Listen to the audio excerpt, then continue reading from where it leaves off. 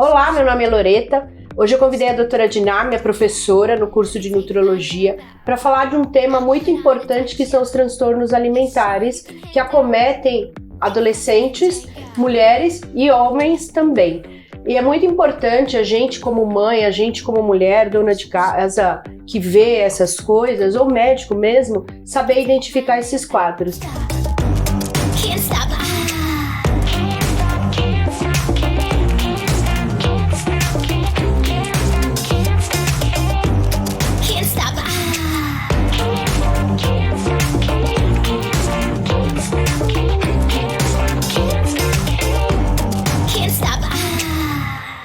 Diná, eu queria só que você se apresentasse para todo mundo. Então, eu sou a doutora Diná Ribeiro, sou nutróloga e coordeno pós-graduação em nutrologia pelas faculdades BWS, e a gente vai abordar esse tema que é bem delicado. Nem sempre as pessoas acolhem, né, esse diagnóstico de transtorno alimentar, e um dos principais e mais grave deles é a anorexia. Então, assim, a anorexia ela está no topo, né, dessa grande pirâmide que a gente tem de transtornos alimentares. Não é tão comum, ainda bem que não é tão comum, mas é a que causa mais letalidade. 20% das pacientes com anorexia vão a óbito. Morrem? Morrem porque a anorexia é um transtorno da psique que a pessoa ela consegue dominar o impulso de sobrevivência que é de se alimentar. Porque, por exemplo, você fala assim, não vou comer. Aí começa a dar aquele no estômago, você fala assim, você não. vai acabar procurando E come algo, compulsivamente, né? Ela não, ela sente fome, mas ela domina essa fome, em prol da magreza. Né? E muitas têm uma dificuldade, elas se enxergam muito maiores do que elas são. Então é sempre procurando a magreza, e tem técnicas para isso, elas vão desenvolvendo técnicas compensatórias, purgativas, e tem quadros bem complexos e de difícil tratamento, Loreta. Então, hoje em São Paulo tem um ambulatório, que é o Ambulim, do Hospital das Clínicas, e muitas delas são internadas lá. Então, é uma enfermagem, é toda uma equipe médica que está treinada, né, para conduzir esses casos. Então, são casos muito complexos e, graças a Deus, que é a minoria. Aí a gente vem para a bulimia, que é um pouco mais frequente. Né? Na bulimia, a pessoa tem compulsão, mas o alvo do desejo dela é manutenção de peso. Então ela come, ela tem aquela crise compulsiva, ela se sente muito mal, culpada, e aí ela tem transtornos, ela tem manobras purgativas, ou usa laxante, ou usa diurético, ou vomita. Tá? Para poder sempre equilibrar e se livrar disso. Daquela comida em excesso que ela fez. Que poderia engordar. Mas tem um outro tipo de bulimia que é não purgativa, né? Então, a gente tem a bulimia atípica, que geralmente não cursa com vômito, tá? Porque socialmente vômito é uma coisa complicada. Faz barulho, as pessoas escutam, né? Então vai para casa da sogra, ou viaja, ou tá com o namorado. É complicado, né, provocar esse vômito, né, e elas vão desenvolvendo uma habilidade tão grande que às vezes nem precisa mais colocar o dedo na garganta, né, é só pensar e fazer uma pressão, isso já acontece. Então a gente tem que ter a bulimia típica, em que isso geralmente não acontece, vômito, mas ela tem manobras compensatórias. Então exercício 3 vezes ao dia, exercícios muito intensos, ou troca de alimentação, compensa também às vezes com diurético, com uma dieta mais restritiva, mas o alvo é a manutenção de um peso baixo. Isso sempre acontece. Mas sabe que outro dia eu estava estudando e eu sempre tive ideia que a anorexia era associada a alguém muito magro. E muitas vezes o diagnóstico da anorexia ele tem que ser antes, né? Durante esse processo. Esse é o ideal. Então os americanos, eles são muito mais criteriosos, tanto que o CID lá muda. Por exemplo, você tem uma paciente de 80 quilos, tá? E de repente ela emagreceu 10. Tá? E com essa maneira de realmente restringir, mesmo sentindo fome, isso já te abre os olhos, porque tá essa pessoa pode desenvolver um quadro. Ela já está em curso de anorexia. Tá? Só que isso demora a ser flagrado, porque uma pessoa que está com 80 quilos e perde 10, nossa, que ótimo, você emagreceu. Está linda. Está linda. Isso aí faz um reforço positivo para essa conduta. Então, se o médico não está treinado para poder observar esses detalhes, ele vai achar que está tudo bem. Imagina, a paciente emagreceu, que ótimo. Só que ela vai continuar assim, né? Tá? Então, geralmente, graças a Deus, não é a maioria, tá? E a gente vem depois com a bulimia, que é aquela mulher que sempre pesa entre 58, 57, 55, 53, e ela faz tudo para ficar ali. Ela sabe tudo de alimento, ela sabe tudo de exercício, ela sabe tudo de dieta, e ela já chega e te confronta sobre isso, porque ela tem muitas informações, e às vezes é difícil você tirá-la disso. É muito convencimento, às vezes tem que ser medicada mesmo, para ela parar com essas manobras e comer de maneira correta, né? Então você tem que ensinar, fazer uma reeducação alimentar nessa paciente. E quais são os efeitos ruins de um paciente bulímico? Porque a bulimia em si, ela seria ruim? Porque a bulimia é comer demais, né? É uma compulsão com dor depois, com sofrimento e purgação. E essa purgação, qual é o peso disso na saúde dessa mulher? Então, Loreta, se a paciente começar a vomitar muito, ela pode ter desequilíbrios hidroeletrolíticos, que vai perder muito potássio. Existe um calinho na mão, tem um sinal para isso, de tanto forçar, mas o esmalte dentário fica todo destruído. Porque o ácido... Vai voltar, pode ter esofagite. Então, isso são casos extremos, né? Mas elas aprendem também a driblar isso ao longo do tempo. Mas elas começam a ter carências nutricionais. Tá? Por exemplo, pode ter uma diminuição da densidade óssea, né? Porque a dieta e o valor calórico não cobre as necessidades do dia a dia. Então, a gente pode ter... E fora as questões sociais, né?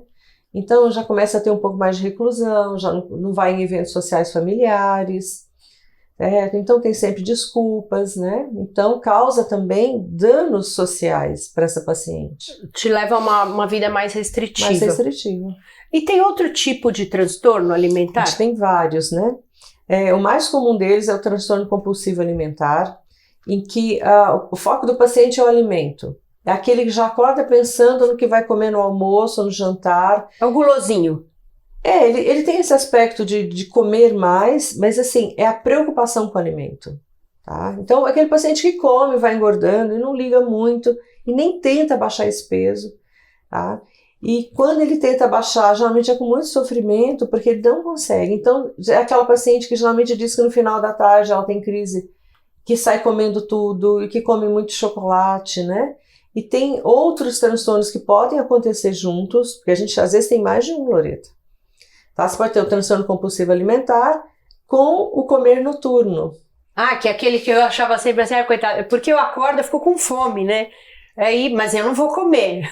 Então, não é todo mundo que acorda à noite e que vai para a cozinha. Às vezes a pessoa vai ler um livro, vai assistir um pouco de TV e volta a dormir. Mas o hábito de levantar e comer é um distúrbio alimentar. Esse é o distúrbio do comer noturno. Então a pessoa, ela acorda, enquanto ela não come, ela não volta a dormir. E isso não é insônia, tá? E muitas vezes as pessoas confundem. E a medicação para se tratar isso é totalmente diferente, né? Então não adianta dar remédio para insônia só. E aqueles casos em que o paciente sempre fala para você, eu como demais, eu tenho compulsão. O que é exatamente a compulsão alimentar? Então, para a gente configurar a compulsão, ela tem que acontecer pelo menos 3 vezes por semana, e no prazo assim, de 3 meses seguidos, né? Isso tem que virar quase que uma rotina. O paciente ele perde a medida, durante o dia ele até consegue comer coisas bonitinhas, ele consegue seguir uma dieta, mas depois que passa esse horário, geralmente é fim de tarde, tá? Eu acho que tem muito a ver com o desequilíbrio de neurotransmissor. Ele simplesmente perde a compostura. E ele até tenta começando a comer coisas saudáveis, mas ele perde totalmente o nexo, porque a compulsão é muito maior. E aí vai. Eu já ouvi tanta coisa, assim, sabe? Bisco, maionese, bolo com arroz com feijão. Piorou. E às vezes a compulsão é tão intensa, Loreta, que a pessoa come comida congelada. Lembra da história que quebrou o dente? Comida gelada, congelada. Tem até a descrição de um caso que a pessoa fraturou os incisivos tentando comer, porque o impulso é tão violento que a pessoa vai fazer tudo para poder aliviar isso. Esses casos de transtorno alimentar, muitas vezes a pessoa ela não entende aquilo como um transtorno, Sim. né? E muitas vezes o paciente confunde também nesse sentido de falar assim para você, eu tenho compulsão por chocolate, mas não existe compulsão por chocolate, ou existe? Existe. O alimento ele pode ser totalmente setorizado, aquele escolhido, tá? É que o chocolate tem um detalhe, tem muito açúcar, dá prazer, ele alivia a ansiedade, só que é de maneira fugaz. Então, passa um pouquinho de tempo, ela quer de novo, ela quer de novo. E a gente tem um capítulo em nutrologia, que são os opioides alimentares. Alguns alimentos, eles parecem que causam um baratinho, assim, quando come. Então, as pessoas são mais propensas a ficarem realmente mais compulsivas com eles. Por isso que é muito mais raro ter gente que não gosta de chocolate. Eu acho que eu conheço uma pessoa que não gosta de chocolate. Eu conheço algumas também, mas a maioria gosta. E geralmente é chocolate ao leite, tá? Que tem mais açúcar, mais gordura, então isso causa um prazer diferente. Tanto que quando você vai fazer a reeducação alimentar e você permite que ele coma um chocolate a 70%, 80%, que o chocolate, assim, é um alimento bom, rico em polifenóis, a pessoa não consegue comer a barra toda. Por quê? Porque não tem açúcar. Entendi. Nossa, você entendeu? agora você então, entendeu, açúcar, a gordura e o chocolate juntos. O açúcar, né? E a gordura são um veneno, né? Então, assim, isso promove esse prazer, né? Então, quando você dá esse chocolate 80, que é bastante amargo, é um tablete só, a pessoa não consegue comer mais que isso. Ela não tem essa compulsão. E como a gente não ganha merchan nem nada, me fala uma boa marca de chocolate a 70%. Porque eu comprei uns, vou falar pra você. Não tem nada de 70%, né? Sim, é complicado, assim, o ideal seria Lindt, se a gente pudesse comprar, mas tem Cacau Show, tem Copenhague, que tem tablete de 25 gramas, então eu acho que é sempre melhor comprar o menor do que uma barra e fragmentá-la. Uhum. Imagina, por compulsivos, você não segura a onda de ficar fragmentando essa barra e comer só 25 gramas. Então eu sempre peço para comprar um tabletinho só de 25. E isso a gente inclui na dieta. Não precisa ficar sem comer. Não precisa ficar sem comer. Olha, à tarde, na tal horário, você vai comer seu tablete de 25 gramas. Está dentro do contexto e desse somatório de calorias. Eu gostei dessa dieta, acho que eu vou aderir. Mas tem muita coisa que eu aprendi com a Diná, porque eu tinha uma dieta muito restritiva, no sentido de comer muito pouco, e quem me conhece sabe que eu gosto de correr. E chegou um momento que mesmo comendo muito pouco e correndo bastante, eu não emagrecia, eu não mantinha o peso. Eu comecei a engordar. Foi quando eu procurei a Diná, a gente conversou algumas coisas, melhorei outras coisas. E é muito importante a gente, num determinado momento, procurar um profissional que saiba de nutrição, nutrologista, né, seja um nutrólogo, e que se interesse nesses quadros. Também não adianta a gente passar com o médico e depois não seguir aquilo tudo. É muito importante a adesão ao tratamento. E a adesão não é para ter um corpo magro, um corpo que possa parecer em foto. É ter um corpo saudável. E eu acho que o Bruno Halpen, ele fala uma coisa que eu acho muito interessante. Nem todo mundo precisa ser tão magro, né? O saudável está na diversidade de corpos mais saudável, porque a gente fica almejando aquele corpo de... Sim, todo mundo quer ser colocado da mesma forma, né? Tanto que às vezes quando chega adolescentes e tudo, eu falo, mostra a fotinha do Instagram que você quer se tornar. Que é para confrontar e mostrar que aquilo não é real. Né? Outra coisa que você falou sobre a alimentação, que o paciente tem que seguir, não adianta só ir lá, não. Loreta, quando o paciente não consegue seguir um plano alimentar, eu sempre acho que a falha é do profissional. Ah, você acha? Eu acho.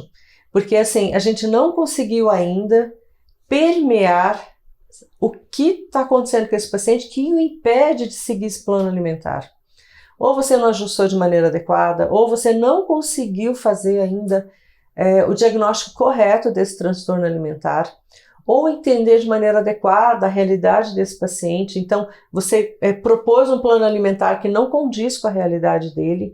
Então, eu sempre digo para meus alunos, a falha é nossa. Nossa, interessante, não tinha pensado. A falha é nossa. Eu já estava culpando o paciente, gente. Não, a falha geralmente é nossa, né? De não ter essa percepção e entendê-lo na maneira global. E é lógico que, assim, eu coloco muita gente em terapia, porque eu acho que os gatilhos que promovem isso, às vezes eles são tão inconscientes que a gente não consegue, só nós, assim, numa consulta eventual, permear todo esse mundo. Então, a coisa é bastante complexa, não é simplista, não. Eu acho que a humanidade, sexo e alimento são uma incógnita para a vida de todo mundo. Eu queria agradecer a Diná, tá? Se você gostou, deixa um like. Qualquer dúvida deixa, a gente vai respondendo ao longo dos dias. Se quiser sugestão de novos temas, deixa aí embaixo. Diná, fala seu Instagram para nós. Bom, para quem quiser me seguir, meu Instagram é @doutora Diná Ribeiro, tá aberto, vão lá, vai ser um prazer tê-los comigo. Eu tô sempre lá.